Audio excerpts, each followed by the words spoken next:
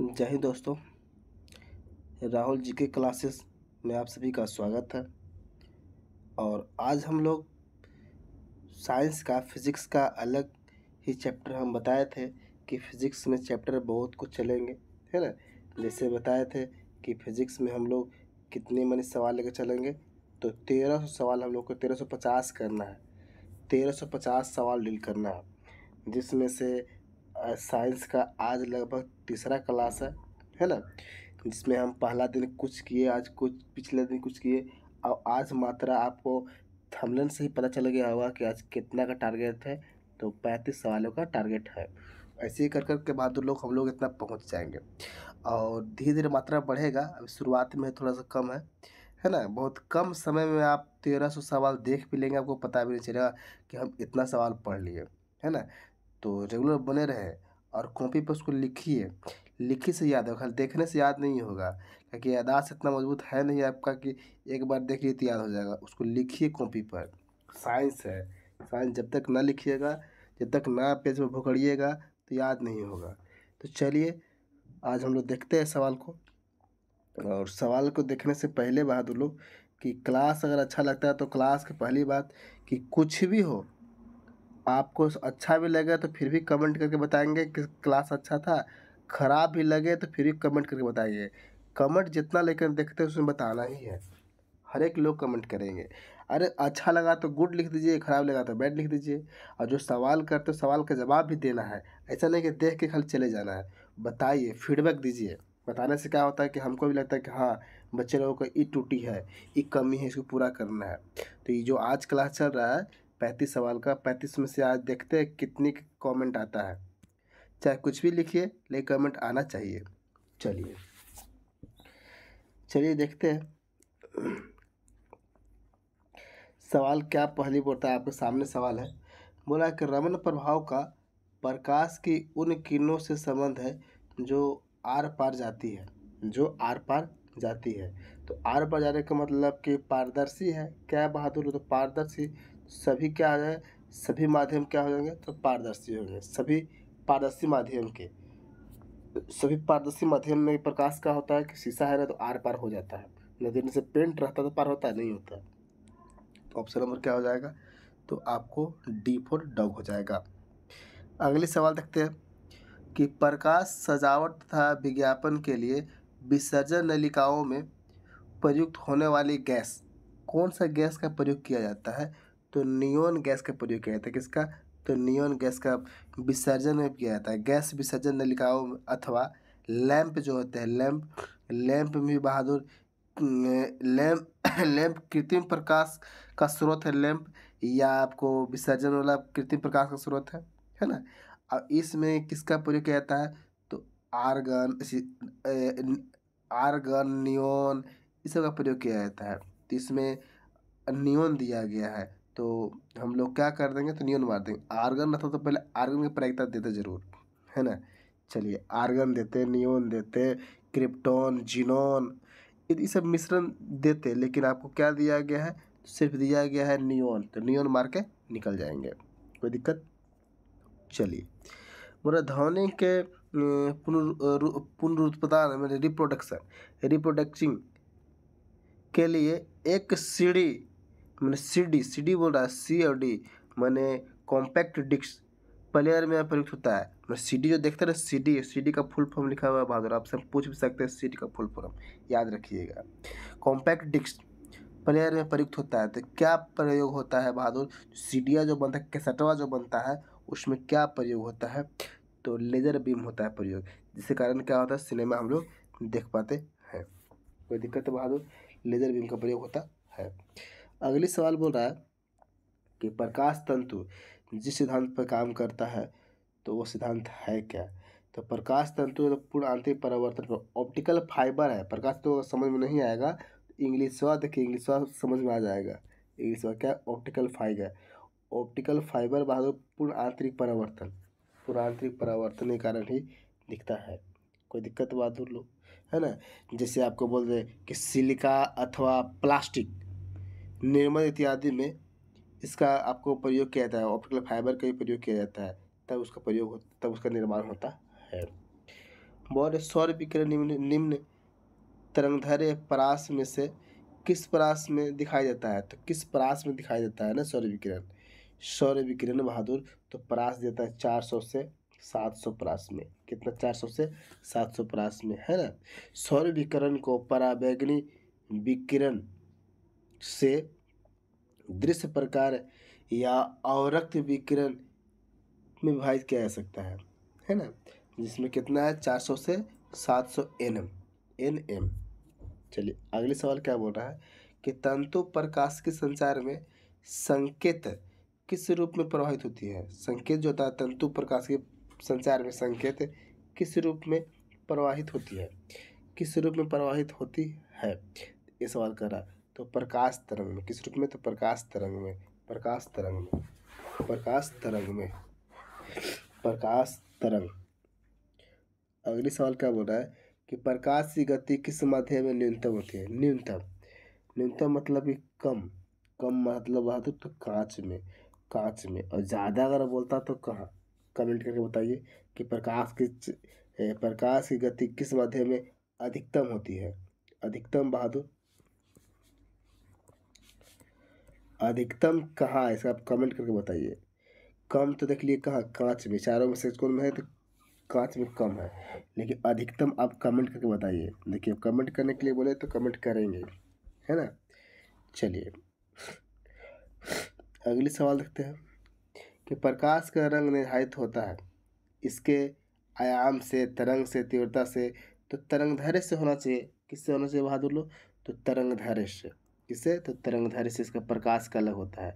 अब इसी में जानते हैं बहादुर कि लाल रंग की तरंगदैर्घ्य सबसे अधिक तथा बैंगनी रंग का तरंगदैर्घ्य सबसे कम होता है। लाल रंग का तरंगदैर्घ्य क्या होता है? सबसे अधिक। जबकि बैंगनी रंग का तरंगदैर्घ्य क्या होता है? सबसे कम होता है।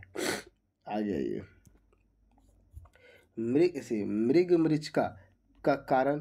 मृग मरीचिका मतलब देखते हैं ना गर्मी के टाइम में खेत में लगता है दूर से देखने पे कि आग जल रहा है, लेकिन वास्तव में आग रहता नहीं है ना। कभी कभी रोड पर दिखता है कि पानी जमा है, तो पानी जमा रहता नहीं है। तो मृग मृग मरीचिका के कारण बहादुर। तो मृग मरीचिका में क्या होता है? तो प्रकाश के पूर्णांतरिक परिवर्तन होता है। क्या होता है? प्रकाश के पूर्णांतरिक परिवर्तन होने के कारण ही मृग मरीचिका दिखती है। वायुमंडल में प्रकाश के विसरण का कारण। विसरण के कारण बताना है। वायुमंडल में प्रकाश का विसरण निकाला तो क्या धूल कण से टकरा के पार होता है? सही बात है। वायुमंडल में जब प्रकाश आता है ना, मान लें कि यहाँ सूर्य से प्रकाश निकला, ये आपका वायुमंडल है, यहाँ पर हम लोग हैं, वायुमंडल है। यहाँ से आएगा तो वहाँ छोटे छोटे कणों से टकरा कर विसरण हो जाता है, फैल जाता है। तो किसे टकराता है? धूल कण से टकरा के विसरण हो जाता है। नहीं रहता धूल कण डायरेक्ट हमको पास आता है, लेकिन टकरा के विसरण होकर उसी को बोलते हैं धूल कण से टकरा के विसरण हो गया। बोला कि निम्न में से किस रंग का तरंगदैर्घ्य सबसे अधिक होता है? सबसे अधिक होता है निम्न में से किस रंग का तरंगदैर्घ्य सबसे अधिक होता है? देखिए अभी जस्ट पीछे बैक कीजिए। अभी अभी कौन सवाल के हम कहे थे मैसेज करने के लिए? देखिए इस सवाल का मैसेज करने के लिए कहे थे ना सबसे अधिक सवाल क्या? ये तो आपको प्रकाश की गति है। ये क्या है? प्रकाश की गति। ये क्या है सवाल आपका? वो तो प्रकाश की गति है। ये तरंगदैर्घ्य सबसे अधिक कौन में होता है? ये कलर पूछ दिया, दोनों सवाल अलग अलग है, उसका जवाब कमेंट कीजिए। ये अलग है। बोला किस रंग का तरंगदैर्घ्य सबसे अधिक होता है? तो तरंगदैर्घ्य का मतलब है ना बहादुर लाल रंग का। मतलब तरंगदैर्घ्य का मतलब कि तरंगदैर्घ्य का मतलब कि दूर सफ़र करता है, फैलता नहीं है, दूर सफ़र करता है। जैसे आप जानते हैं कि लाल रंग का तरंगदैर्घ्य सबसे अधिक होती है, इसलिए लाल रंग सर्वाधिक दूरी तक दिखाई देता है। इसके विपरीत में अगर बैंगनी रंग की बात करेंगे तो तरंगदैर्घ्य सबसे कम होती है, क्योंकि बैंगनी के रंग जो है ना ये दृश्यता सबसे कम होती है, मतलब बहुत दूर तक नहीं दिखता है, फैल जाता है ना। कोई दिक्कत? तो सबसे अधिक लाल का, सबसे कम बैंगनी का। निम्नलिखित में से कौन सा कथन सत्य है? तो सत्य बताना है। निम्नलिखित में से कौन सा कथन सत्य है? पहला कथन क्या बोला है कि प्रकाश का वेग सबसे अधिक होता है। अच्छा ये तो सही दिख रहा है बहादुर लोग, सही है। तो आगे देखते हैं। ध्वनि का वेग सबसे अधिक होता है। ध्वनि का वेग सबसे अधिक होता है, इसमें कोई टूटी फूट लग रहा है नहीं। आकाशीय पिंडों का वेग सबसे अधिक होता है, गलत। रॉकेट का वेग सबसे अधिक होता है, गलत। इसका आंसर कौन हो जाएगा? तो option number A for Apple. कौन जाएगा? A for Apple. कोई दिक्कत बहादुर लोग? चलिए अगले सवाल आते हैं। सवाल देखिए क्या कह रहा है, पढ़िए सवाल को। बोल रहा है सवाल कि प्रकाश विकिरणों की प्रकृति होती है, प्राकृति नहीं प्रकृति होती है, प्रकाश विकिरणों का प्रकृति होती है, कैसा होती है? तो प्रकाश में तीनों होता है बहादुर, तरंग भी होता है, और कण दोनों समान होते हैं, है ना। अंशतः तरंग एवं अंशतः कण दोनों आपस में क्या होते हैं, समान होते हैं। ये साथ चल चलना है ना, तो ऑप्शन नंबर हम सी मार्क्स देते हैं, गलत है सी। ये आपको डी होना चाहिए, कौन होना चाहिए, डी। क्योंकि प्रकाश विकिरण तरंग और कण एक दूसरे का प्रकृति होती है बहादुर, और दोनों समान होते हैं, बराबर होती है। तो ऑप्शन नंबर क्या मानेंगे, तो डी फॉर डॉग। निम्नलिखित ऊर्जा रूपांतरों में से कौन सी प्रकाश संश्लेषण की प्रक्रिया द्वारा संपादित होती है? प्रकाश संश्लेषण के द्वारा कौन सी संपादित होती है? तो क्या पहला ऑप्शन है कि प्रकाश ऊर्जा से रासायनिक ऊर्जा में, क्या सही है? दूसरा बहादुर प्रकाश से तापीय ऊर्जा में। तीसरा तापीय ऊर्जा से जैविक ऊर्जा में, जैव रासायनिक ऊर्जा में। गतिज रासायनिक नहीं, तो आपका आंसर कौन जाएगा, तो ए फॉर एप्पल हो जाना चाहिए। कौन होगा, A for Apple, A for Apple. क्योंकि बाद प्रकाश संश्लेषण हरी वनस्पति तथा कुछ सूक्ष्म जीवों द्वारा संपन्न की जाने वाली एक जैविक प्रक्रिया है। अब जानते हैं बाद, जिसमें सूर्य के प्रकाश ऊर्जा को रासायनिक ऊर्जा में बदलने का काम करता है। प्रकाश संश्लेषण होता है ना, सूर्य के प्रकाश से प्रकाश संश्लेषण हुआ और भोजन बन गया, रसायन प्रक्रिया हो गया, है ना। चलिए अगले सवाल आते हैं। बोल रहा है एक तराशा हुआ हीरा चमकीला दिखाई देता है, कारण क्या है बहादुर? तो कारण तो आपको एक के बार दिख गया होगा कि पूर्णांतरिक परावर्तन। क्या दिख गया होगा, क्या दिख गया होगा बहादुर, कि पूर्णांतरिक परावर्तन, बताइए। तो सही तो है कि पूर्णांतरिक परावर्तन। चलिए आगे देखिए। बोला कि जब दो समांतर समतल दर्पणों के बीच कोई वस्तु रखी जाती है तो बनने वाला प्रतिबिंब कितना होता है? तो बनने वाला प्रतिबिंब बहुत सारा होता है बहादुर, अनंत। सवाल क्या कर रहा है कि जब दो समानांतर समतल दर्पणों के बीच, दो समतल दर्पण उसके बीच में रखा जाता है तो उसका बनने वाला प्रतिबिंब अनंत होता है, बहुत सारा बनता है। जैसे सैलून में जाकर देखिएगा, कोई सैलून में समतल रखा रहता है तो ढेर सारा पीछे हमको बॉडी दिखता है, ढेर सारा आगे दिखता है, और रखेगा समतल तब, है ना। अधिकांश तो रखिए जाता है समतल, नॉर्मल टांग जैसे घर में है नॉर्मल टांग लेता है। चलिए आ जाइए, लेकिन हम लोग वहाँ अवतल दर्पण का प्रयोग करते हैं। वहाँ पर कहाँ पर, सैलून में। किसी व्यक्ति का पूर्ण प्रतिबिंब देखने के लिए एक समतल दर्पण की न्यूनतम ऊंचाई कितनी होनी चाहिए? मतलब एक व्यक्ति को पूरा प्रतिबिंब देखने के लिए तो कम से कम व्यक्ति के लिए कितना हाइट का शीशा चाहिए? तो इसका आधा चाहिए बहादुर लोग, कम में बोल रहा है। ज़्यादा में तो बड़का भी ले सकता है शीशा, जितना बड़ा शीशा ले सकता है कोई दिक्कत नहीं है। कम में मतलब इसका कम से कम आधा होना चाहिए। तो व्यक्ति की ऊंचाई की एक चौथाई नहीं, व्यक्ति की ऊंचाई की आधा होना चाहिए इसका। तो व्यक्ति को चाहिए क्या होना चाहिए बहादुर, तो आधा। तो इसका आंसर क्या लगाएंगे, तो option number B for ball, B for ball. आगे बोल रहा है कि कौन सा रंग इंद्रधनुष के माध्यम में दिखाई देता है? अच्छे बहादुर, माध्यम में दिखाई देने की बात कर रहा है, कौन सा रंग? तो ये रंग तो चारों ऑप्शन में है, कौन सा दिखाई देता है, तो हरा। इंद्रधनुष के मध्य में, मतलब कि इंद्रधनुष के मध्य में बादल दिखाई देता है। तो आप जानते हैं कि कौन कौन रंग होता है। तो क्रम से अगर बात करेंगे, जैसे बहादुर, तो लाल, देखो लाल, लाल के बाद हम बोल देंगे नारंगी, नारंगी, नारंगी के बाद पीला, पीला के बाद हरा, हरा के बाद अगर हम बोल देंगे बहादुर लोग तो नीला, नीला के बाद जामुनी, जामुनी के बाद बैगनी, बैगनी। अब देखो तो अब बीच में कौन पड़ गया, एने से 3 गो है और 3 गो एने से है, तो बीच में कौन पड़ गया, तो हरा। तो इसी के बारे में पूछ रहा था कि मध्य में कौन है, मध्य में कौन है, तो मध्य में कौन है, तो हरा है, क्योंकि मध्य सवाल कर दिया। अगले सवाल क्या बोल रहा है कि जब लाल रंग नीले तथा हरे प्रकाश का पुंज एक साथ पड़ता है जब लाल नीले तथा हरे प्रकाश का पुंज एक स्थान पर पड़ता है तब प्रकाश का रंग होगा। या प्रकाश का रंग हो जाता है मतलब कैसा हो जाता है, तीनों के बारे में बात करेंगे तो इसका हो जाता है सफ़ेद मिल जाता है, बस सफ़ेद ही दिखता है। कैसा दिखता है? सफ़ेद दिखने लगता है, सफ़ेद दिखने लगता है। अगर आपसे सवाल कह देगा सफ़ेद दिखने लगता है, आप सवाल कह देगा कि प्रकाश में 3 मूल या प्राथमिक रंग होते हैं। आपसे पूछता है कि प्राथमिक रंग कौन कौन है, प्राथमिक रंग। और द्वितीयक रंग पूछता है ना कि प्राथमिक रंग कौन कौन है, तो प्राथमिक रंग बहादुर 3 गो है। कौन कौन है? लाल, लाल तो लाल से लिखेंगे, लाल, चलो लाल, लाल के बाद बहादुर हरा और नीला, सॉरी हरा और नीला, क्या चीज? नीला। ये प्राथमिक रंग है, प्राथमिक। अब अगर द्वितीयक रंग बोल देगा, क्या बोला? द्वितीयक रंग कौन कौन है? तो द्वितीयक रंग में जैसे, एक मिनट, चलिए प्राथमिक रंग समझ में आ गया ना। द्वितीयक रंग बोल देगा तो जैसे पीला, मैजेंटा आदि सब रंग है ना। पीला, मैजेंटा और है, पीला मैजेंटा कंफर्म याद रखना, पीला मैजेंटा आदि रंगों का निर्माण होता है दूसरा में, द्वितीयक में।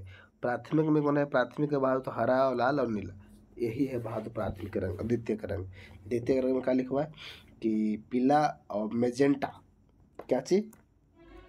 मैजेंटा, मैजेंटा, कैसे बहादुर? मैजेंटा, कोई दिक्कत? और मैजेंटा और क्या लिखा है? पीला, पीला, कोई दिक्कत? आइए अगले सवाल।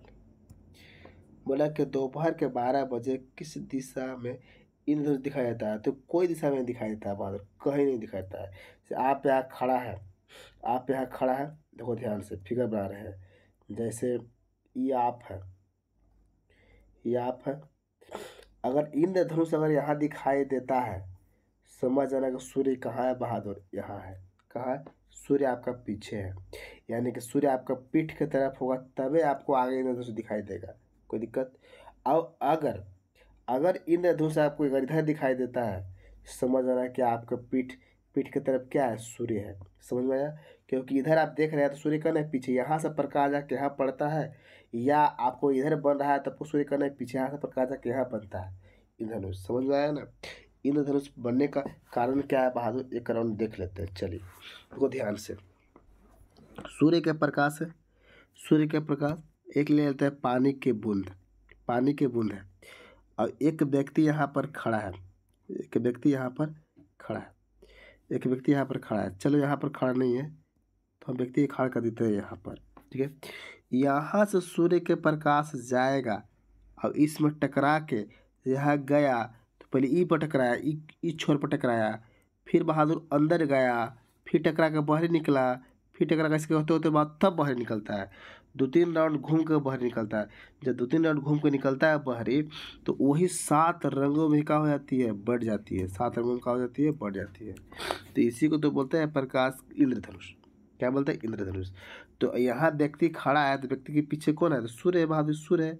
अब आगे कौन है? ये। तो यानी कि हमेशा व्यक्ति के पीछे होना चाहिए सूर्य, तभी आगे इंद्रधनुष दिखेगा, अन्यथा नहीं दिखेगा। अब इस सवाल में क्या बोल दिया? इस सवाल में बोल रहा है, इस सवाल में देखो सवाल कि दोपहर 12 बजे, मतलब कि व्यक्ति यहाँ पर खड़ा है, सूर्य यहाँ पर है, तो कभी नहीं दिखेगा। उसके लिए सूर्य ये नहीं होना चाहिए, या तो सूर्य का नहीं होना चाहिए, ये नहीं होना चाहिए। सामने सूर्य रहेगा तो कहीं नहीं बनेगा। यही सवाल कह रहा था। तो ऐसा समझ में आ गया इसका। चलिए आगे सवाल देखते हैं। बोल रहा है निकट दृष्टि दोष को ठीक किया जा सकता है, तो किस लेंस का प्रयोग करके बहादुर? तो निकट दृष्टि दोष को ठीक करना है तो आप सभी लोग जानते हैं कि निकट दृष्टि दोष के लिए अवतल लेंस का उपयोग करके ठीक किया जाता है। किसे? अवतल लेंस, अवतल लेंस। तो पहली बात कि निकट दृष्टि है क्या?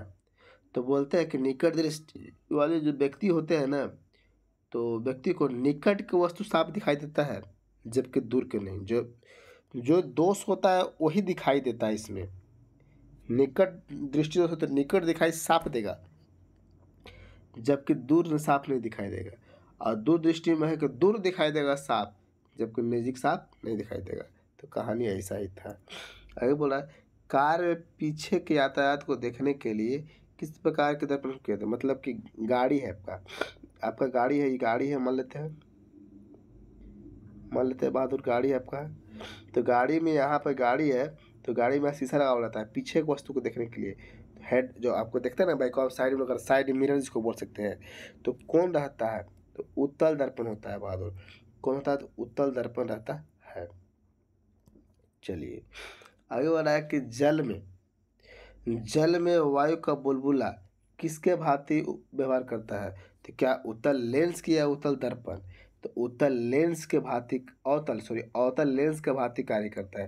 अवतल लेंस के भांति कार्य करता है ना। जब जानते हैं कि जल का बुलबुला एक गोलाकार संरचना है जिसके भीतर कुछ वायु एवं बाहर जल निकल जाते हैं, जिसके कारण क्या होते हैं, तो बुलबुला उठते हैं। आगे देखिए, प्रकाश के रंगों के अलग करने की क्या विधि है। प्रकाश के रंग को अलग करना है तो उसके लिए क्या विधि है, विधि क्यों बताइए। तो प्रकाश के रंग को अलग कर सकते हैं, तो इसका विधि है बहादुर कि एक प्रिज्म के माध्यम से सबके अलग अलग कर सकते हैं। मतलब प्रिज्म है, यहाँ से प्रकाश पूरा पड़ा, यहाँ पर यहीं से बहादुर क्या होता है, 7 रंगों में अलग अलग बढ़ जाता है। ये प्रिज्म से ही यहाँ से प्रकाश गया ना, तो इसी को प्रिज्म से अलग अलग किया जा सकता है। चलिए आगे देखते हैं। बोला है कि दूरदृष्टि दोष वाले व्यक्ति के संबंध में कथन कौन सा सही नहीं बोल रहा है। सही नहीं है, तो नहीं है, यानी कि इसमें 3 गो सही होगा, ये गलत होगा। तो 3 गो सही कौन कौन है बहादुर, देख लेते हैं। पहली बात, जो गलत होगा वो आंसर हो जाएगा। बोला है कि व्यक्ति दूर की वस्तुओं को स्पष्ट, सही बात है, दूरदृष्टि वाला में दूर के दिखाई देती है जबकि नज़दीक की नहीं दिखाई देती, तो ये सही है। लेकिन पूछा है गलत, तो ये सही है, इसकी आंसर नहीं है ये, लेकिन सही है। लेंस का अभ्यावतार अधिक होता है। हाँ, लेंस का जो होता है मात्रा बढ़ जाती है। निकट से पिंडों का प्रतिबिंब रेटिना के पीछे फोकस, उनसे बात है, निकट वाला जो वस्तु होता है ना, निकट वाला वस्तु वो दिखाई नहीं देता है क्योंकि उसका रेटिना के पीछे बनता है। अगला क्या बोल रहा है, यानी तीनों सही है, पूछ ले कौन है गलत। इस दोष को ठीक करने के लिए अवतल लेंस का प्रयोग करें, यही तो गलती हो गया, यही तो बहादुर क्या हो गया, गलती हो गया। क्योंकि दूरदृष्टि को दूर करने के लिए उत्तल लेंस का प्रयोग होता है। किसका, उत्तल लेंस का, उत्तल लेंस का प्रयोग होता है। कोई दिक्कत, जबकि यहाँ पे क्या लिख दिया अवतल, तो यही गलती हो गया। यानी कि आंसर कौन सा, डी फॉर डॉग, क्या गलती पूछा था। बोल रहा है कि प्रसारी विश्व की संकल्पना आधारित है। प्रसारी विश्व की संकल्पना आधारित है, तो डॉपलर प्रभाव पर है। किस पर, डॉपलर प्रभाव पर संकल्पना आधारित है, डॉपलर प्रभाव पर। आगे कि प्रकाश तरंगे है, क्या है प्रकाश तरंगे, क्या विद्युत चुंबक है, क्या विद्युत चुंबकीय तरंग है। सही बात है, विद्युत चुंबकीय तरंग है, विद्युत चुंबकीय तरंग है, विद्युत चुंबकीय तरंग है। चलिए, प्रकाश विद्युत प्रभाव कहलाता है। प्रकाश विद्युत प्रभाव कहलाता है जब कोई पदार्थ, बोल रहा डिफिनेशन, जब कोई पदार्थ गर्म हो जाए तब, या सशक्त विद्युत क्षेत्र में रखा जाए तब, इलेक्ट्रॉन उससे टकराए तब, या विद्युत आवेश इलेक्ट्रॉनों का उत्सर्जन करने लगे तब। तो इसका आंसर बहादुर क्या बोल सकते हैं, तो option number D for dog. जब कोई पदार्थ, या लिखा ना, जब कोई पदार्थ विद्युत आवेशित इलेक्ट्रॉनों का उत्सर्जन करने लगता है तब, तो प्रकाश विद्युत का प्रभाव कहलाता है ना, प्रकाश विद्युत प्रभाव कहलाता है। कोई दिक्कत बहादुर। चलिए आज 4 सवाल और है, दिक्कत है, 5 सवाल और है। एक बोल रहा है कि एक इंडोस्कोप है, एक इंडोस्कोप है, एक इंडोस्कोप है क्या चीज, तो एक इंडोस्कोप जानते हैं कि एक इंडोस्कोप जो है से आपको क्या है, क्या संकीर्ण दूरदर्शी है, क्या कैमरे का प्रकार है, क्या सरल सूक्ष्मदर्शी है। तो एक इंडोस्कोप होता क्या है, एक इंडोस्कोप है क्या बहादुर, तो एक इंडोस्कोप है क्या, इसके बारे में आप कमेंट कीजिए। हालांकि इसके बारे में हम बता चुके थे, पूछ रहे हैं। इसके बारे में आप कमेंट कीजिए, है ना, कि इंडोस्कोप है क्या, क्या इंडोस्कोप या इंडोस्कोप का प्रयोग कहाँ किया जाता है ना। आप बताइए इसके बारे में, अब इसके बारे में कमेंट करके बताएंगे। चलिए, आगे बोल रहा है कि विद्युत उपकरणों में अर्थ का प्रयोग किया जाता है। बिजली के लिए हम लोग घर में जमीन में लोहा गाड़ते हैं ना, उसी को बोल रहा है अर्थ। अर्थ का प्रयोग होता है या उपयोग होता है किस लिए बहादुर लोग? तो अर्थ का हम लोग उपयोग किस लिए करते हैं? तो सुरक्षा के लिए करते हैं। किसके लिए? सुरक्षा के लिए करते हैं। अर्थ का उपयोग जो है वो सुरक्षा के लिए करते हैं, है ना। अर्थ का कनेक्शन करने से विद्युत उपकरण जो है ना जीवित परिपथ से संबंध होने वाले पृथ्वी से जुड़ जाती है। डायरेक्ट यहाँ से आता है ना, जुड़ जाता है, जो सुरक्षा करता है ना, तो डायरेक्ट से आग पकड़ लेगा, सुरक्षा करता है, वोल्टेज का नियंत्रण करने का काम करता है बहादुर। कुल मिला के सर्वाधिक विद्युत चालकता वाला तत्व कौन सा है? सर्वाधिक विद्युत चालकता वाला तो सबसे ज़्यादा कौन विद्युत पास करेगा, कहने का मतलब यही है। तो आपको एल्युमिनियम भी दिया है, चांदी भी दिले है, तो इसका आंसर कौन लगाएगा बहादुर? तो एल्युमिनियम से क्या हो जाएगा? इसका आंसर कौन होगा? चांदी। इसका आंसर कौन होगा बहादुर लोग? चांदी होगा आंसर, है ना, चांदी इसका आंसर होगा। कोई दिक्कत? आइए अगले सवाल। मानव शरीर की विद्युत प्रतिरोधकता होती है शुष्क स्थिति में, मतलब कितना ओम होता है? तो बाहर 10⁵ ओम होता है, 10⁵ ओम होता है। कोई दिक्कत? 10⁵ इस शुष्क में दिया गया है। क्या दिया गया है? शुष्क में। देखिए शुष्क में दिल है बहादुर कि शुष्क में क्या दिया? शुष्क स्थिति है। शुष्क स्थिति कितना है? 10⁵, सॉरी 10⁵ 5 का ची ओम शुष्क में है। अगर आर्द्र में पूछ देगा तो, अगर आर्द्र में पूछ देगा, आर्द्रता में, ये मतलब ये गर्म वाला में, ठंडे में नमी वाला पूछ देगा, मतलब आर्द्रता वाला में पूछ देगा, तो आर्द्रता में होता है बहादुर 10⁵ ओम होता है। कितना? 10⁵ ओम, है ना। शुष्क में तो 10⁵ है, आर्द्रता 10⁵ ओम। कोई दिक्कत? आइए अगले सवाल।